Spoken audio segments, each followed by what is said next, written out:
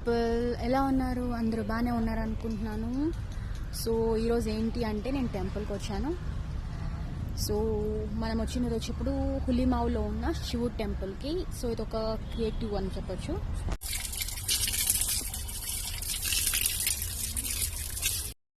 So ఇప్పుడు మీరు చూస్తుంది వచ్చి రామాయణానికి సంబంధించిన పెయింటింగ్స్. సో నేను ఇక్కడ చాలా మందికి గమనించింది ఏంటంటే వాళ్ళ పేరెంట్స్ పిల్లలకి బొమ్మలు చూపిస్తూ ఎక్స్ప్లెయిన్ చేస్తున్నారు. సో దీనికన్నా మంచి విషయం ఏముంటుంది ఒక గుడిలో తెలుసుకోవడానికి? అండ్ ఒక్కొక్క పెయింటింగ్ గురించి వాళ్ళు చెప్తామడం కానీ పిల్లలు అడగడం క్వశ్చన్స్ అడగడం కానీ వండర్ఫుల్ అనిపించింది. సో నెక్స్ట్ నేను చూపించబోతుంది వచ్చి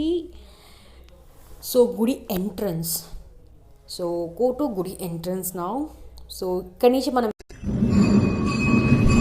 నేను వచ్చిన వెళ్ళనో ఏమో తెలియదు కానీ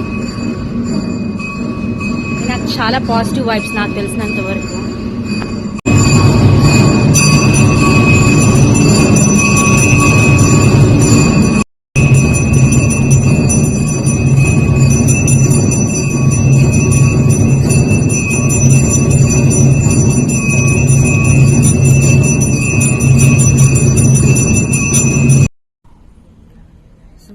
శివుడి ప్రసాదం అయితే దొరికింది, ఆశీర్వాదం కూడా దొరికింది.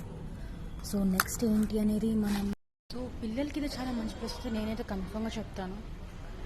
అండ్ ఈ టెంపుల్లో స్పెషాలిటీ ఏంటంటే ఇది కేవ్లో లొకేట్ అయిన టెంపుల్. సో దీంట్లో శివుడు, గణేష్ అండ్ సీతారాములు. జనరల్గా వేరే టెంపుల్స్లో అయితే నవగ్రహాలు వచ్చి కొద్దిగా పక్క దాంట్లో ఇది ఉంటుంది కదా, కాకపోతే ఇక్కడ గణేష్కి ఆపోజిట్లోనే నవగ్రహాలు అనేది ఉన్నాయి. ఇది నేను first time I don't know ఎవరు ఎంతమంది ఎందుకోసం గుడికి వెళ్తారు, బట్ నాకు తెలిసినంతవరకు నేను గుడికి వెళ్ళేది నన్ను నేను వెతుక్కోవడానికి. అండ్ ఈ వ్యూ చూడండి, పిల్లలు కూర్చొని ఆటలాడుకోవడానికి మాట్లాడుకోవడానికి చాలా మంచి ప్లేస్ అయితే నేను రెఫర్ చేస్తాను. సో బెంగళూరులో ఏంటంటే శాలరీ వచ్చినప్పుడు ఎంత ఆనందపడతామో అలాగే మనకు కావాల్సిన బడ్స్ ఆన్ టైం వచ్చినప్పుడు అంతే ఆనందపడతాం. అండ్ ఈ టెంపుల్ వచ్చి హులిమావులో లొకేట్ అయ్యి.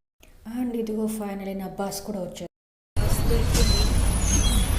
సో బెంగళూరులో ఉన్న ఫెసిలిటీ ఏంటంటే బట్ కాకపోతే నేను ఆన్లైన్ చదవడం వల్ల so I need to pay.